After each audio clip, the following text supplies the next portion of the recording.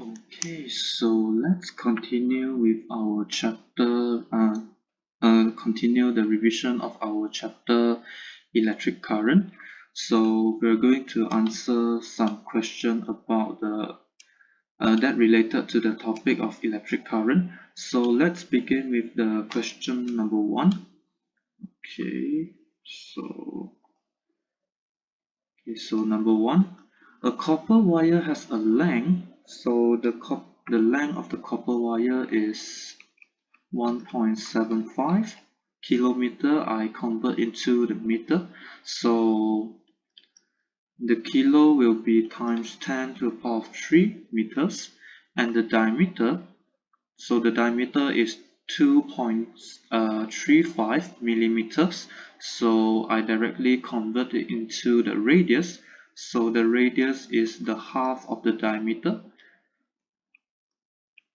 So the half of the diameter. So the millimeter is times 10 to the power of negative 3 divided by 2. So what I get for my radius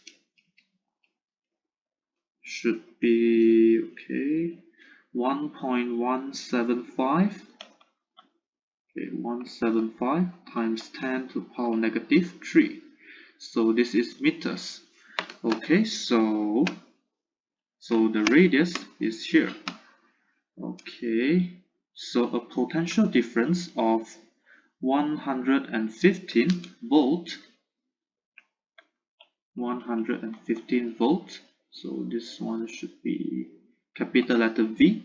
Okay, so it's applied across the wire, and the current flows through the wire is for 150 seconds. So the mean free time given here is actually 150 seconds. Okay, so for the first questions, calculate the drift velocity in the copper wire. Okay, so the drift velocity in the copper wire. Okay, so let me think what is the related formula to the drift velocity. Okay, so let's see. That one is actually question number 2. Okay, so the question number 1 is actually the determine the current in the copper wire. So my current here will be so let me think for a while. What should be our formula of the current? So the drift velocity is the second question. So it is impossible for us to use um, the formula of I is equals to NEVA. Okay, so let me think what shall be another possible formula that we can apply. So the resistivity of the copper is this one, and we are able to find out the cross-sectional area and the electron density. Okay, so I have my electron density here. Okay, so I think we can apply the Ohm's law. V is equals to IR. So this R, we are able to find out what is our R. So R basically is the formula which equals to the rho L over A. So I think yes. So the resistivity. So the resistivity of the copper. So the information is given here. So the resistivity of the copper is actually 1.70 times 10. I believe is times 10 to the power negative 8. Yes, times 10 to the power negative 8, and the length given just now is 1.75 times 10 to the power of 3. Okay, so before that, we need to write another formula, which is the cross-sectional area. So since the wire is a cylindrical shape, and naturally eventually the cross-sectional area for the cylindrical shaped wire shall be in circle, in the structure of circle. So the surface area for the circle is actually pi r square. So this one is the pi r square. So my r is 1.175 times 10 to the power of negative 3. Okay, so this is square, of course. So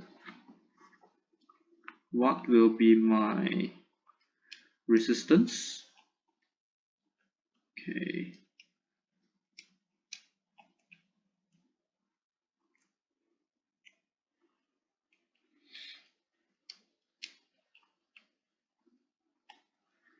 Okay, so my resistance, what I get for my resistance is basically 6.859 ohm. Okay, so it's not over yet. So what we find is actually the resistance for the wire. So the one that we need to find is actually the electric current. Okay, so the potential difference given by the question is actually 115 volts, and the resistance that we found just now is actually 6.859. So what we need to do is just substitute this one, the information that we get from the previous parts. So what we need to do is actually substitute all the information. So the potential difference is 115, of course, equals to I 6.589 ohm. So the final answer will be, so the final answer given here is 16.77 ampere. So this is how we find the current. Okay, so this is question number 1.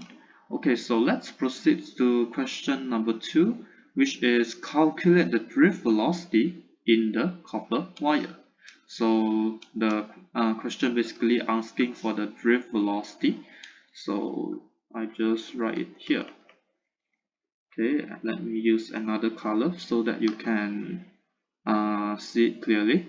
So the drift velocity, the formula that related with the electric current and the drift velocity is basically the I, our basic formula, which is I is actually equals to NEVA. So remember to write this drift velocity as the V bar. So the V bar is actually describing the drift velocity for the free electrons. Okay, so I is the one that we found just now, which is 16.77 ampere. So the number of free electrons per unit volume, which given by the question.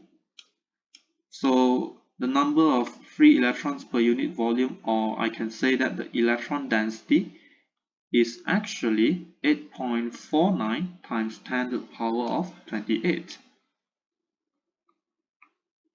Okay, so let me see again. 49 times 10 to the power of 28 per meter cube. Okay, so the electrons, the charge for the electrons basically is 1.60. So let me confirm for a while. Okay, so 1.60 times 10 to the power of negative 19.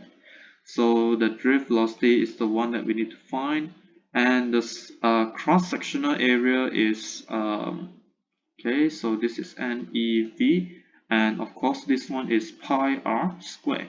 So this is pi. Okay, so the so the radius is 1.175 times 10 to the power of negative 3, and this is square. Okay, so the drift velocity for the final answer of drift velocity shall be, so wait for seconds.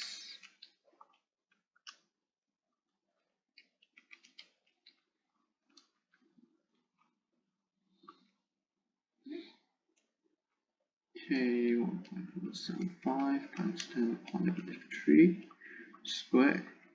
Okay, so what I get for my drift velocity basically is, okay, 2.846 times 10 to the power of negative 4 meter per seconds. So let me check whether the answer is correct.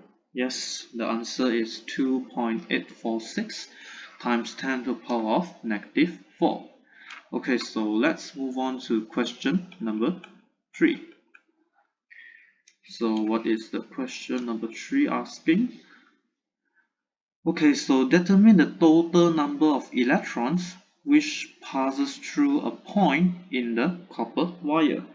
So the total number of electrons is actually asking the total number of electrons which passes through a point in a copper wire. So okay, sorry. Oops. So let me just write.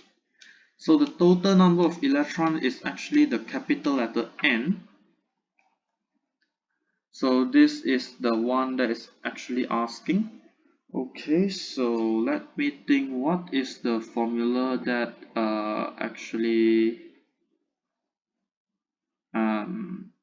is actually related. Okay, so from here the total number of electrons is actually Q is actually equals to NE, and as a note here, there's another formula for the electrical charges, which is Q is equals to IT. And equating the both equation, so what I get here is NE is equals to IT. So N basically is IT over E. Okay, so the I is the one that we found is, which is 16.77. So the mean free time that given by the questions, so the mean free time is 150 seconds. 150 seconds. So the charge for the electrons is 1.6 times 10 to the power of negative 19. Okay, so what will be our answer here?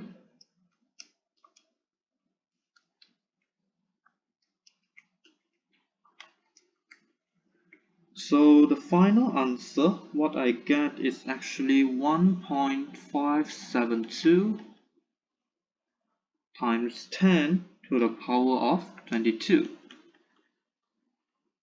So this actually this is the number of electrons. So the number of electron has no SI units, so we just leave it there, the magnitude. Okay, so this is how we find the number of electrons which passes through a point of the copper wire. Okay, so to be reminded that there is actually a big difference between the number of electrons and the number of electrons per unit volume, or I can say that the electron density. So the electron density basically has a SI unit, which is per meter cube, and the number of electrons, number of free electron has no any SI units. So this is the difference between the capital letter N and small letter n. Okay, so I believe we have done for the question part A. So let's move on to the question part B. So the part B, okay, so I think I just write here. So the part B, a torchlight has the 4 drive cells which has the 1.5 volts. So the 4 drive cells has the, okay, so let me just use the blue color pen. Okay, so where am I? Okay, so here has a 1.5 volts. So the total so from here I can see that the total electromotive force, So this electromotive force we shall discuss in the next coming chapter. So I just briefly describing about the electromotive force here. So the total electromotive force, which is the potential difference which lie inside the dry cells, or I can say that a battery or the power supply. Okay, so this question is actually say describing the dry cells, which is the battery. So four dry cells has each has the 1.5 volts. So I can say that my total dry cell is actually 1.5 multiplied by 4. So 1.5 multiplied by 4, so the answer is basically is 6 volts. So I have my total 6 volts which lie inside the circuits, and each bulb is and a bulb label, okay, that's actually a one bulb, is labeled as 25. Okay, so my power for the bulb is actually 25 watt, and the potential difference for the bulb is actually 9.0 volt. Okay, so determine the current in the torchlight. So determine the current in the torchlight. Okay,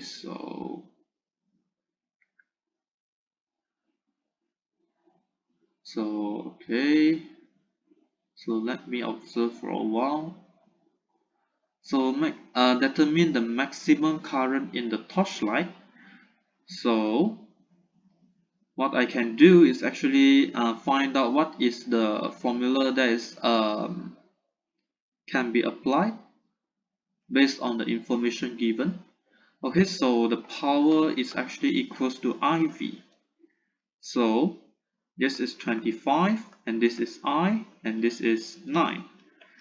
So my maximum current I get basically is, so let me just observe for a while.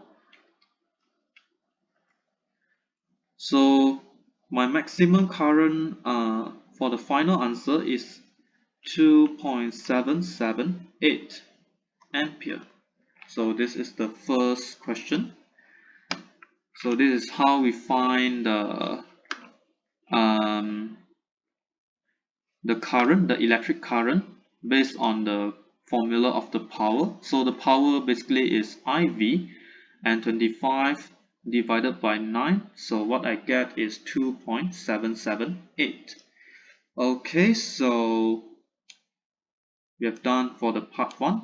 So the part 2, calculate the resistance of the bulb in the torchlight. Okay, so just now it's asking about the current. Now we're going to find out what is the resistance. So same, the formula, which is power is equals to IV, but the question is asking about the resistance. So what we need to do is convert this formula into the formula that consists of resistance. Okay, so my idea here is, so let me think for a while.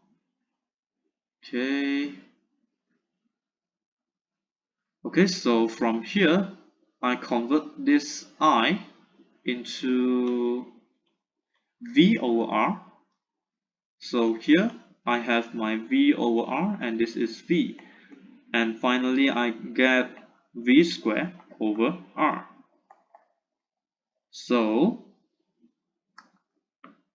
the potential difference is 9 and this is square, and R is the one that we need to find, and this is 25, and finally what I get is actually 81 divided by 25.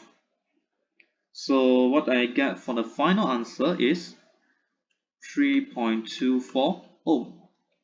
Okay, so this is the question part 2. So some of you might ask why I can't convert this one, convert the potential difference into the IR, I square R. So this formula basically is wrong. This is because R is the one this is because V is the one that is actually varying with the resistance. So I repeat again, the potential difference is actually the one that is how should I describe this? The potential difference is actually the varies with the resistance in and not the electric current. Okay, so I repeat again, sorry. So this is because the potential difference is actually the one that is varying with the resistance and not the electric current. So this is the reason why we cannot use the P is equals to the I square R. Okay, so let's continue. So give me a moment. So okay, give me a moment here. So I think uh, okay, so my mistake, sorry. So actually this this formula is actually applicable.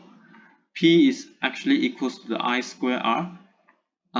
Just now it's my mistake. I thought the potential difference is the one that varies with the resistance. So actually the I is also the one that varies with the resistance.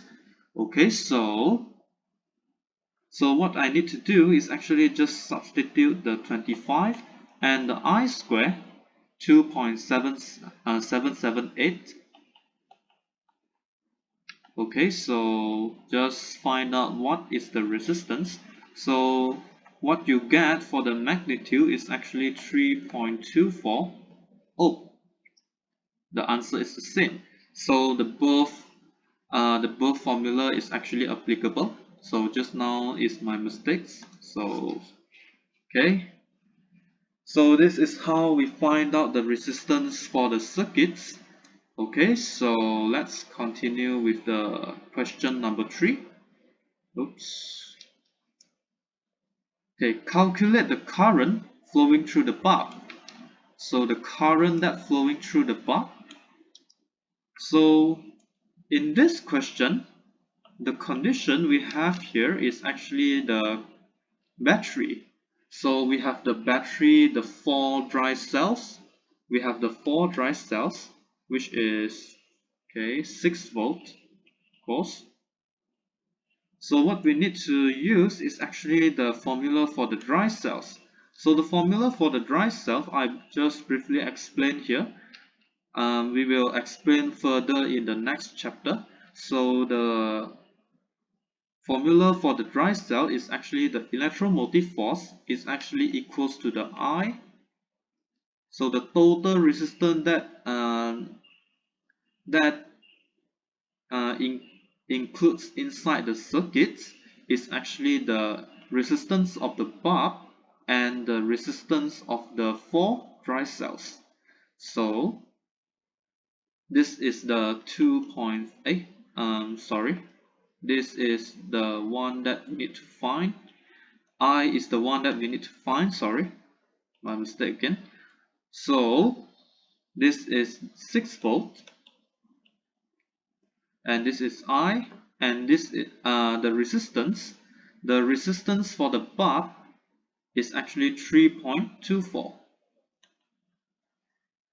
Okay, so I think I missed something about these questions. Okay, so let me check for a while. I think I missed something here. So the internal resistance is actually given from the question just now. Okay,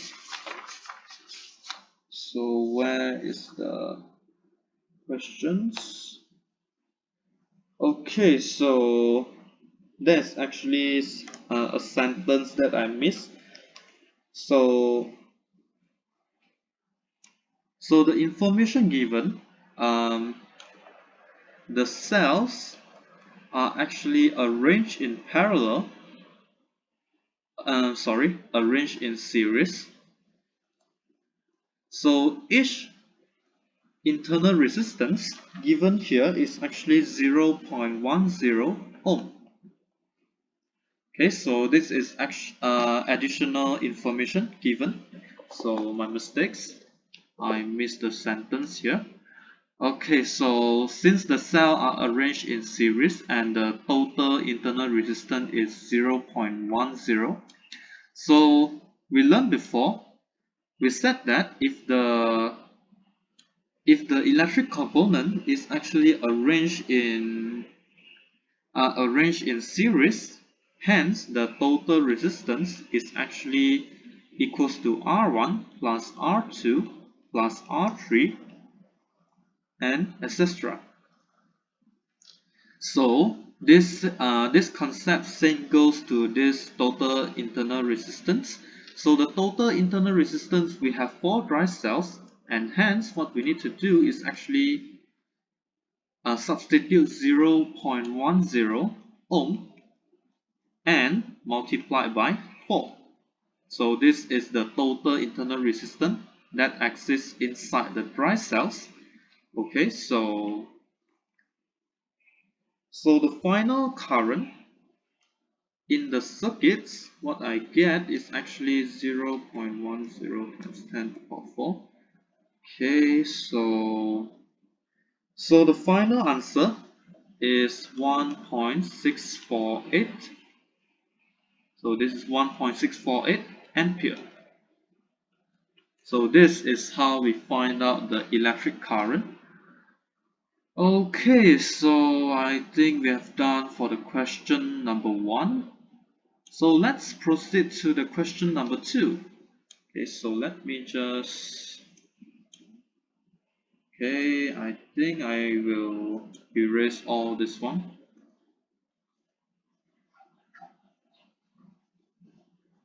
Okay. Alright, so we shall discuss the question number 2 in here. Okay, so let me just zoom it in.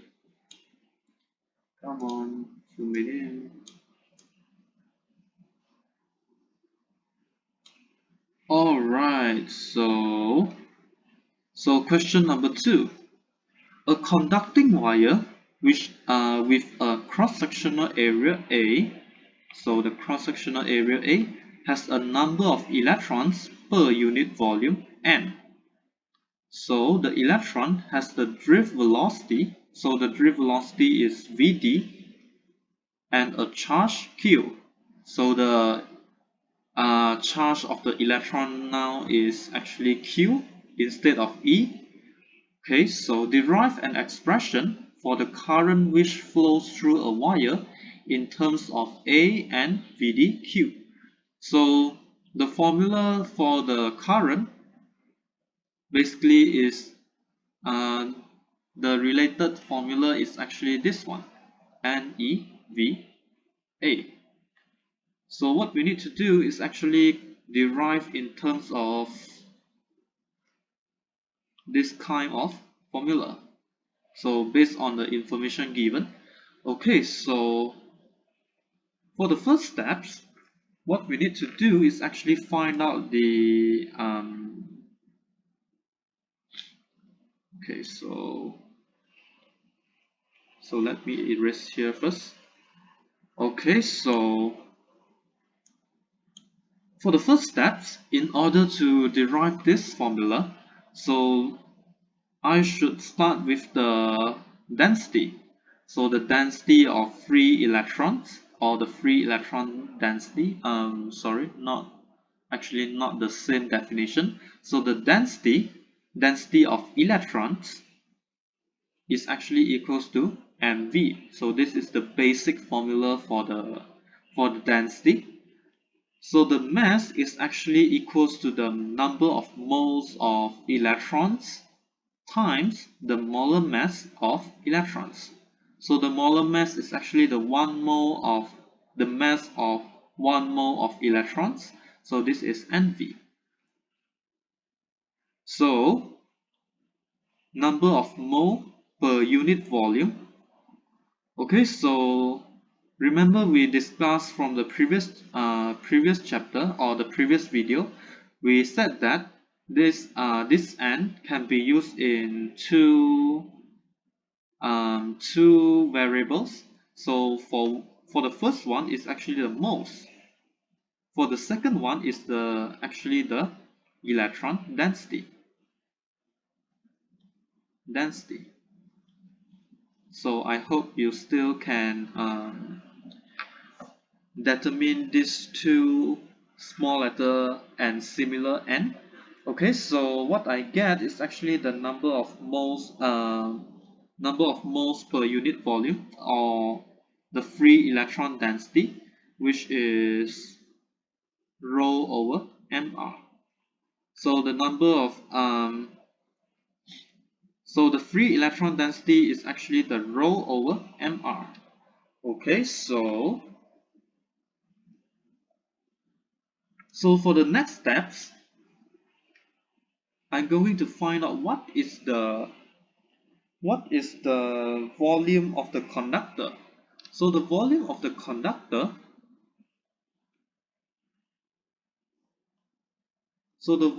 the conductor, basically is the cross-sectional area multiplied by the length of the wire.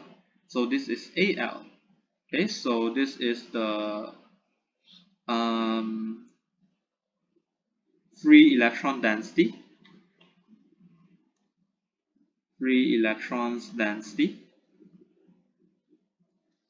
Okay, so for the next steps, um,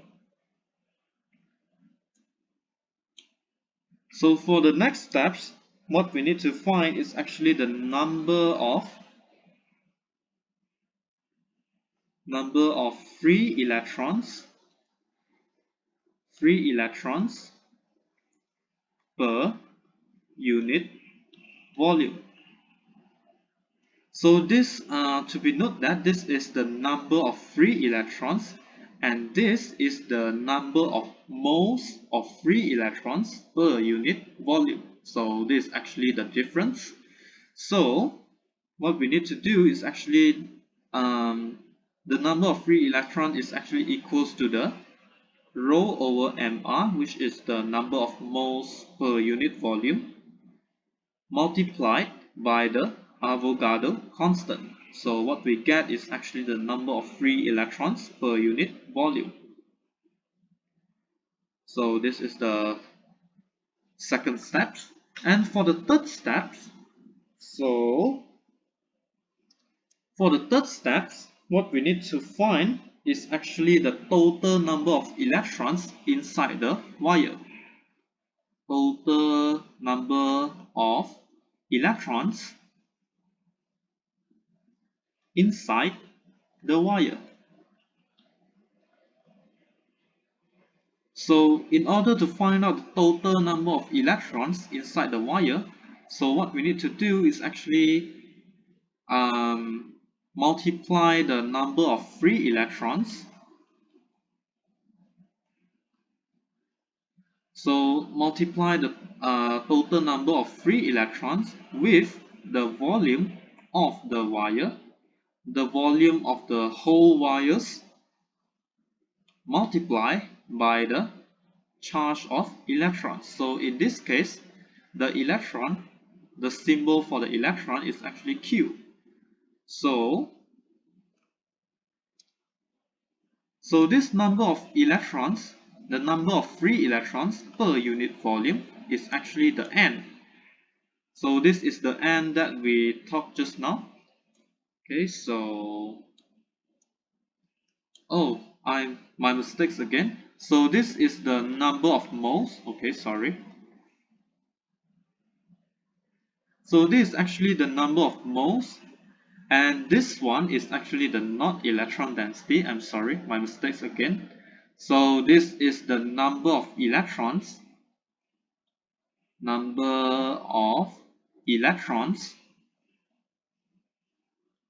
per unit volume. So this is the number of electrons per unit volume. I'm sorry, my mistakes. Okay, so this is the number of electrons per unit volume, and I said that it has the same symbol as the number of moles. So multiply by the volume and multiply by the charge of electrons. So finally, what I get is actually NaLQ. Okay, so this is the third steps. So for the final steps, what we need to do is find out apply the formula, which is Q is actually equals to IT. So I is actually equals to the Q over T.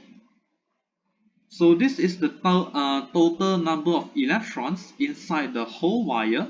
So this is the total of charge divided by the mean free time, of course. So this is the total number of electrons, inside the wire, aka the total electrical charges which contain inside the wire. So this Q is actually the NaLQ divided by T. So NaQ, so this L over T, which is the distance divided by the time, so this finally will become the drift velocity. So arrange it according to the arrangement that we memorize, which is NQVDA. I'm sorry, NQVDA, which is equals to NEVA. So this one is not necessary to write it down. So this is our final answer. So that's it for the derivation for I is equals to NEVA. So the derivation is quite long and we need to do step by steps. And okay, so this is question part. Okay, question number 2A. So let's proceed to the question number 2B. Okay, so I think I shall erase this one.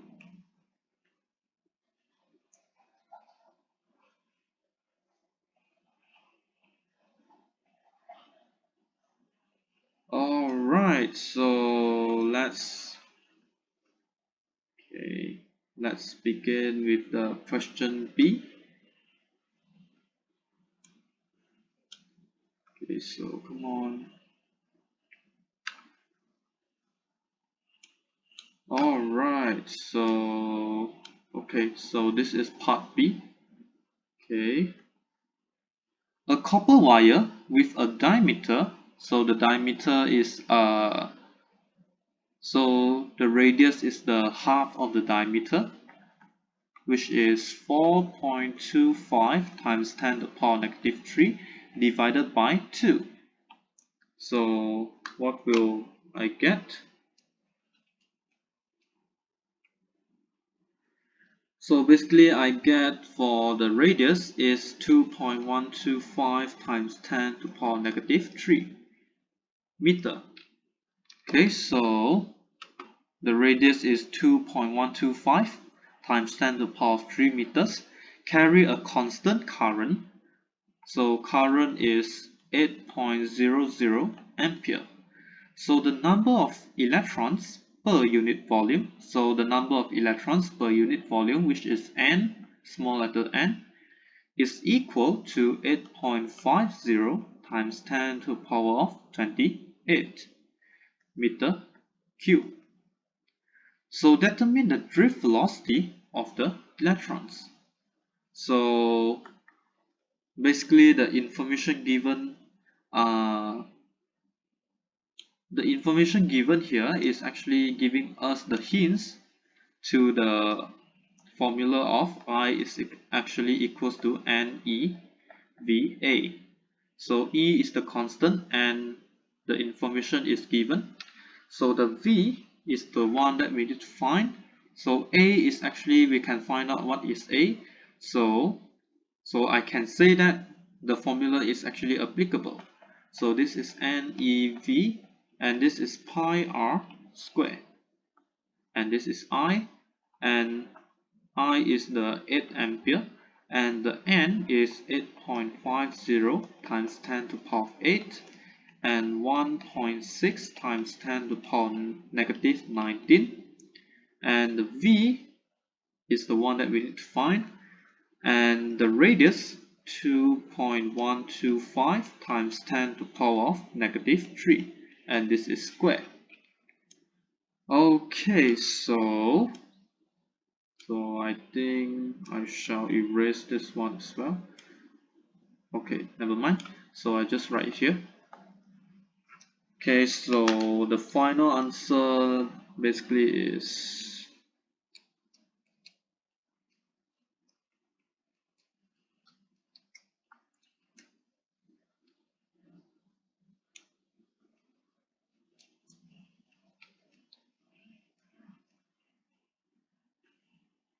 so the final answer is 4.147 times 10 to the power of 15 meter per seconds. Okay, so let me check for a while.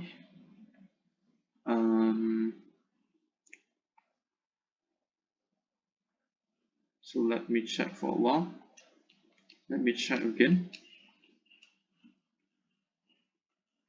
whether I press it correct or not. Okay, so this is pi 3 square. Okay, so the answer basically is correct. 4.147 times 10 to the power of 15 meter per seconds. Okay, so this is question part 2. And the question part 3. The copper wire is stretched while the current is kept constant. What happened to the magnitude of the current density? So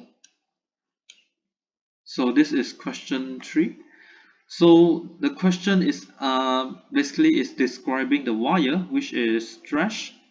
So when the wire is stretched,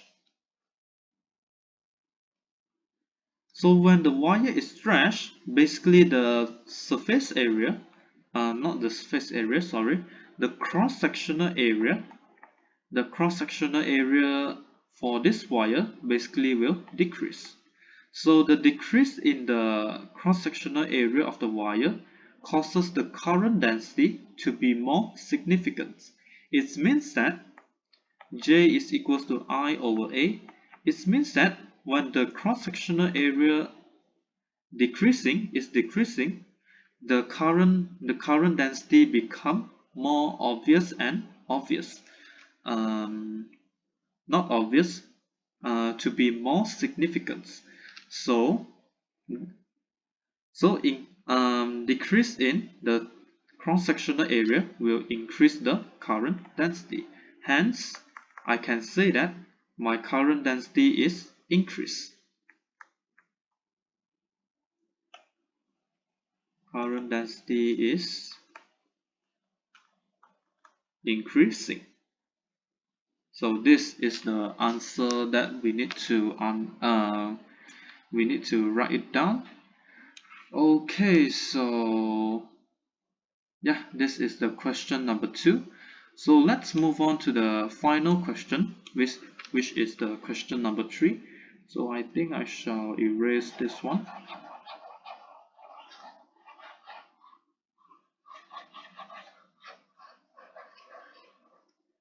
Okay, so let's move on to question number 3, and let me just zoom it in for a bit.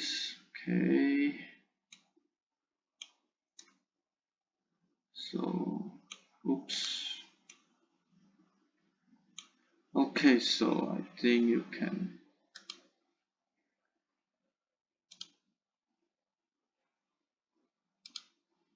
So a current of 15 ampere flows through a copper tube of side 10 cm.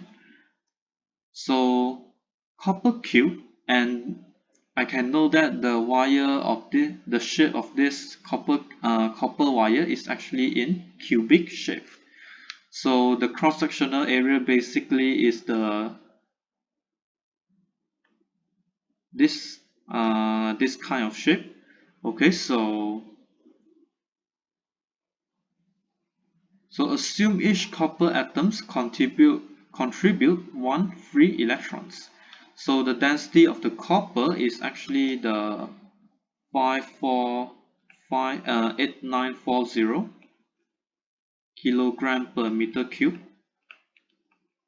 and the molar mass is the 0.0635 kg per mole.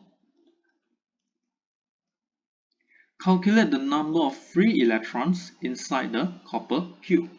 So the number of free electrons basically is this formula over the mR times the Na. So what we need to do is actually find out what is the number of free electrons. 8940 divided by 0.0635 times the Avogadro constant, basically is 6.02 times 10 to the power of 23. Okay, so what will be our answer here? Alright, so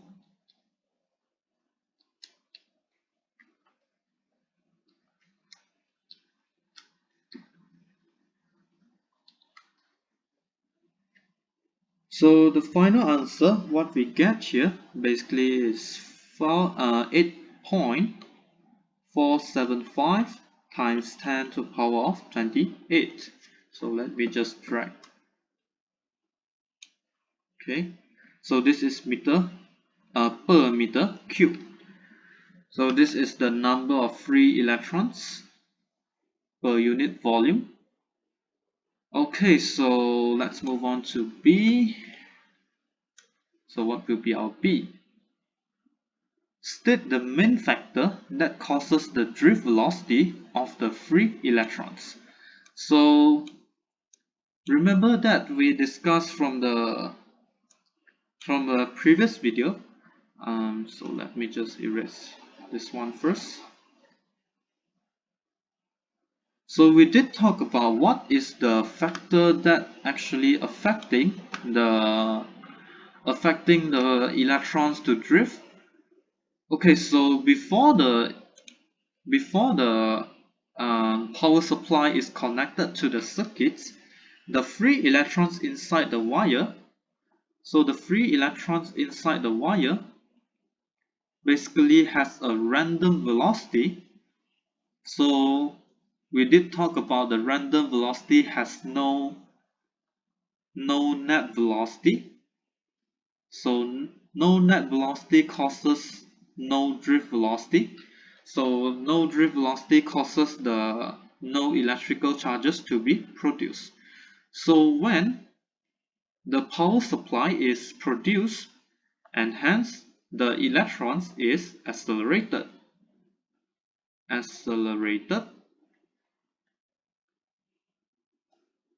So the accelerated free electrons is due to the electric force.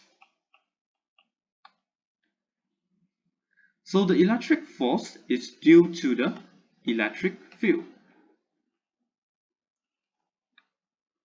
So this is the main factor that causes the electrons to be drifted.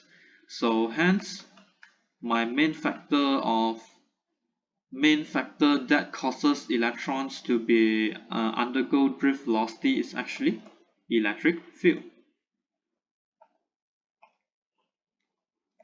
That's the answer. Okay, so this is B. So let's move on to C. No C here. So determine the drift velocity of the free electrons. Okay, so the drift velocity of the free electrons. What is the drift velocity? So directly the formula that we have, which is I is equals to NEVA. So I is the one that given by the questions. So I is 15 ampere. I is 15 ampere. So the N is the one that we found, 8.475 times 10 to the power of 28. 8.475, sorry,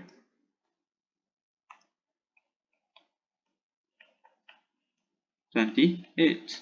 So electrical charges is 1.6 times 10 to the power negative 19. So the V, and do we have the A here? So the cross-sectional area, okay, the cross-sectional, the sides given for the by the question, the sides of this shape is actually the 10 cm. So the 10 cm, hence the cross-sectional area is the square of two sides, which is, okay, so which is how should I say that, which is 100 cm. So 10 times 10 is equals to 100 cm times 10 to the power of negative 4. So this is the cross-sectional area. So finally, what the mean velocity that I get is actually,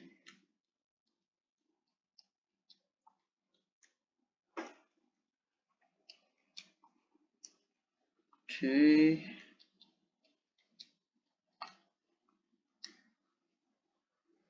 so the final drift velocity, what I get is actually 1.106 times 10 to the power of negative 7 meter per seconds. So this is how we find out the drift velocity using the formula I is equals to NEVA. Okay, so I think we have done for all the three questions. So we have finally complete all the chapters, all the subtopic and the revision of the chapter electric current. So we shall discuss the next coming chapter in the next video, of course. So if there's any question need to be asked, please comment below this video. So I'll see you next time. Thank you. Bye.